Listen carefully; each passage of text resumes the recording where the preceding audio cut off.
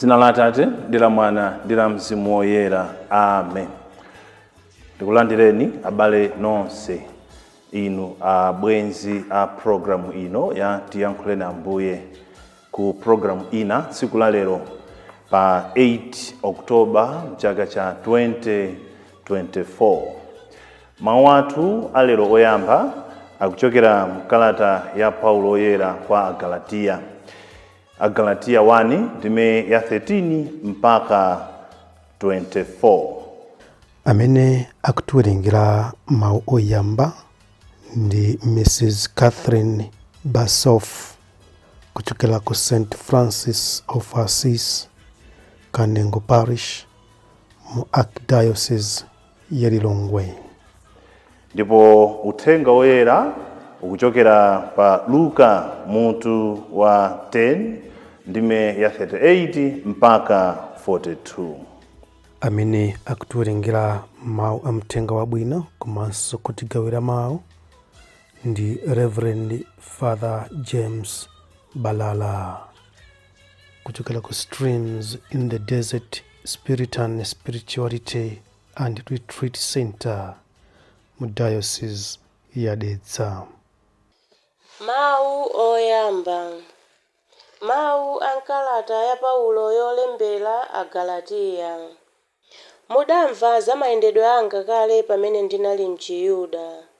Ndinkazunza mpingo wa Mulungu koopsa, ndipo ndinkayesetsa kuwonongeratu.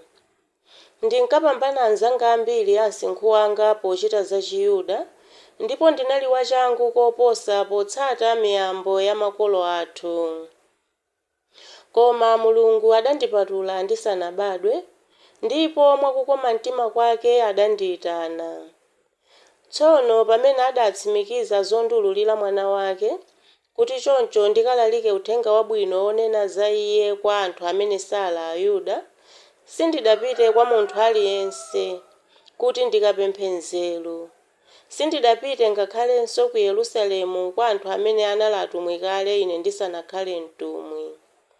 Koma ndidapita ku Arabiya, kenaka nkubwereranso ku Damasiko. Pambuyo pake, patapita zaka zitatu, ndidapita ku Yerusalemu kukacheza ndi Petro, ndipo ndidangokhala naye masiku 15. Sindidaonenso mtumwi wina aliyense kupatula Yakobo yekha, m'bale wa Ambuye. Ndikulumbira pamaso pa Mulungu kuti zimene ndikukulemberanizi ndi zoona, sindikunama ayi. Pambuyo pake ndidakafika ku madera a ku Siriya ndi a ku Silisiya. Koma chonsecho nkuti mipingo ya Chikhristu ya ku Yudeya isanandione ndikundidziwa bwino. Inali itangomva mbiri chabe yakuti, munthu uja ankatizunza kaleyu, tsopano akulalika chikhulupiriro chimene kale lija ankayesetsa kuchiwononga. Motero, mipingo inkalemekeza Mulungu chifukwa cha ine. Mawu a Ambuye. Tithokoze Mulungu. Ambuye akhale nanu, akhalenso ndi mzimu wanu. Uthenga woyera monga adalembera Luka woyera. Ulemu kwa inu Ambuye.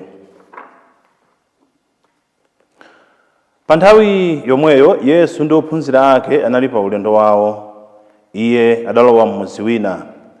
Tsono mayi wina dzina lake Marita adamulandira ku nyumba kwake. Iyeyu anali ndi mng'ono wake dzina lake Mariya, amene adazakhala pansi ku mapazi a Ambuye namamva mawu ake. Koma Marita ankatanganidwa ndi ntchito zambiri. Choncho adapita kwa Yesu nati, Ambuye, kodi simukusamalako kuti mng'ono wangayu akundirekera ndekha ntchito? Muuzeni adzandithandize. Ambuye adati, iwe Marita iwe, ukutekeseka nkuvutika ndi zinthu zambiri, koma chofunika n'chimodzi chokha. Mariya ndiye wasankhula chinthu chopambana, ndipo chimenechi palibe wina angamulande ayi. Uthenga wa Ambuye. Ulemu kwa inu Ambuye Yesu Khristu. Uthenga wathu woyera wa lero uli ndi maphunziro ambiri amene tikhoza kupeza ife ngati Akhristu, koma pali zinthu zochepa zimene ndimafuna kuti ndigawane nanu. Kuchokera ku nkhani ya Marita ndi m'bale wake Mariya, tikhoza kuphunzira kuti Mulungu anatilenga anthufe mosiyanasiyana. Chinamukomera Mulungu kuti anthufe tisakhale mofanana, tikhale anthu osiyana. Chilengedwe chathu ndi chilengedwe chimene chili chosiyana kwambiri. N'chifukwa chake mukayang'ana moyo personality ya Marita muona kuti ndiyosiyana ndi Mariya. Ndikhoza kunena kuti zikuyimirira anthu tikhoza kunena kuti ngati magulu a anthu awiri kapena anthu awiri amene akhoza kukhala ndi makhalidwe osiyana. Pali anthu pakati pathu amene samatha kungokhala chete, amene sangakwanise kungokhala, amafuna nthawi ina iliyonse azikhala akugwira ntchito. Aja amene timawatchula kuti workaholic. Kaya ali pa ntchito yolembedwa, mamawa apita ku ntchito akagwira, akabwera ku nyumba akaona kuti zuwa lidakalipobe likuwala, aona kuti kungokhala pansi ndiye kuti nthawi ikuwonongeka.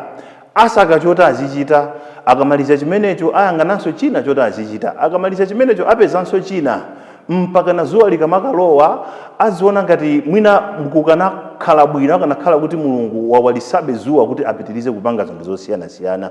Anthu amene chifukwa cha kugwira ntchito kwambiri akapita pogona amathanso kutopa kwambiri. Akhoza kugona olo osakumbukira ndi loto limodzi limene alilota. Mwina kukacha mmamawa anthu kawafunsa kuti fisi uja munamumva amene amalira uja, azifunsa kuti fisiyo anali kuti. Chifukwa choti anatopa kwambiri akayamba kugwira ntchito satha kulekeza. Magulu amene tikhoza kuwayika mu gulu ngati lachi na Marita. Ndiye kuli gulu lina limene amati akagwiragwira ntchito amautenga moyo mwapaize. Amene amati akagwiragwira ntchito amafuna akhale ndi nthawi yopumula, nthawi yoti athe kuzipepesa, nthawi yoti athe kuzitoleranso mphamvu. Amene tikhoza kuwanena kuti ali mgulu lachi na Mariya. Tikayang'ana mwa awiriwo palibepo amene akulakwisa.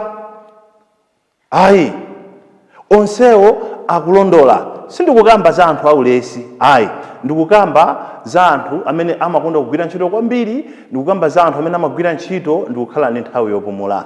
Sindikukamba lero za anthu amene amafuna kupumula asanagwire ntchito. Chifukwa anthu amene amafuna kupumula asanagwire ntchito amene ndi aulesi, amene sitikukamba za iwo, tizakamba za iwo tsiku lina. Koma tikukamba za anthu amene akuyimiridwa ndi Marita ndi Mariya, makhalidwe osiyanasiyana amene Mulungu chinamusangalatsa kuti atipase anthufe. Ndipo tikuona kuti pakati pawo palibepo amene akulakwisa, chifukwa onsewo alengedwa ndi Mulungu, ndipo Mulunguyo ndi amene amafuna kuti anthufe tikhale anthu osiyana. Chifukwa cha kulengedwa mosiyana timakondanso zinthu zosiyana, timachitanso zinthu mosiyana, timamvesanso zinthu mosiyana. N'chifukwa chake, chifukwa cha chilengedwe chathu, ngakhale kapempheredwe timapempheranso mosiyana. Alipo anthu amene amamva bwino, amachita feel fulfilled kuti apemphera bwino, akakhala kuti apemphera mwakachetechete, amakhulupirira kuti Mulungu wawo akhoza kukumana naye m'malo aphe, m'malo mmene mulibe phokoso. Anthu amene kuwatengera kuwapangira expose blessed sacrament, kuwayikira Eucharistia, akhoza osachokamo mchali chimo, akhoza kukhala mmene tsiku lonse lathunthu. Akhala akusinkhasinkha tsiku lonse, salabadanso saziyang'ananso ochi kuti nthawi ikupita. Ayi, anthu amene amakondwera akapemphera motero mwakachetechete, alumikizana ndi Mulungu wawo pamene akupembedza Ambuye Yesu okhala mu Eucharistia. Umo ndi mmene Mulungu anawalengera, ndipo amamva bwino kuti apemphera, alankhula ndi Mulungu wawo akachita choncho.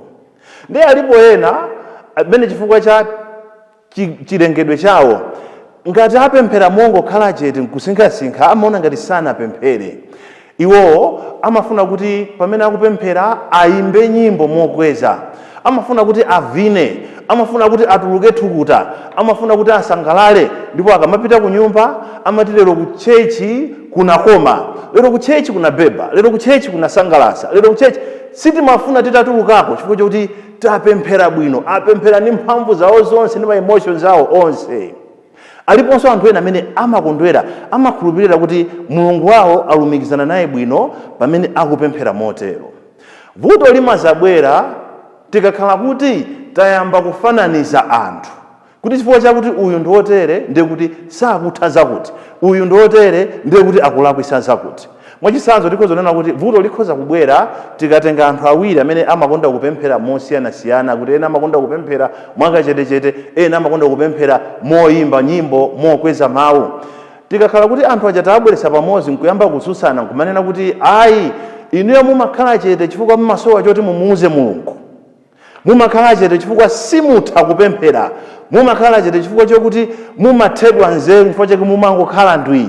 Pamene paja pakhala vuto chifukwa ndiye kuti mukufuna musokoneze njira imene wina wake amamva bwino akamalumikizana ndi Mulungu wake.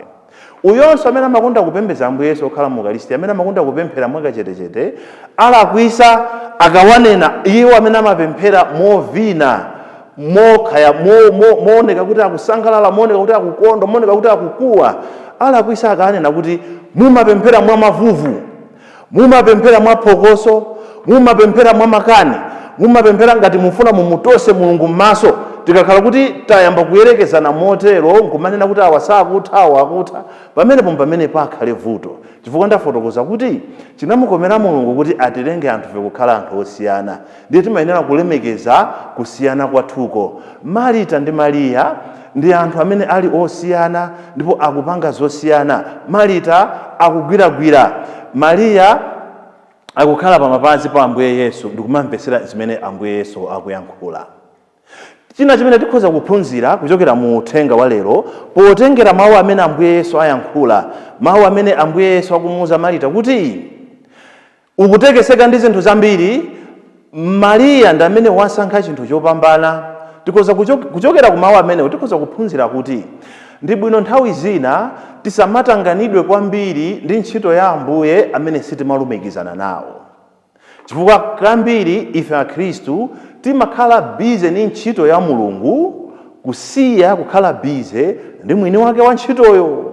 Timalephera kukhala bize ndi Mulungu, kuti tikhoza kukhala bize kumapita kumakayendera anthu amene ali mchipatala, titanyamula zinthu zoti tikawathandizire, tikawapempherere. Tikhoza kukhala bize kukayendera anthu amene ali mndende, tikhoza kukhala bize kuyendera azigogo amene ali m'malimana mwathu, mipakati mwathu, amene akusowa chithandizo chathu. Tikhoza kukhala bize kunkana tiyenda kuthandiza iwo amene akukumana ndi mavuto osiyanasiyana. Koma osamakhalako ndi nthawi ngakhale 5 minutes yoti tilumikizane ndi mwini wake wa ntchitoyo. Tikatero ndiye kuti tikhala kuti tasochera, tasokonekera, tatayika.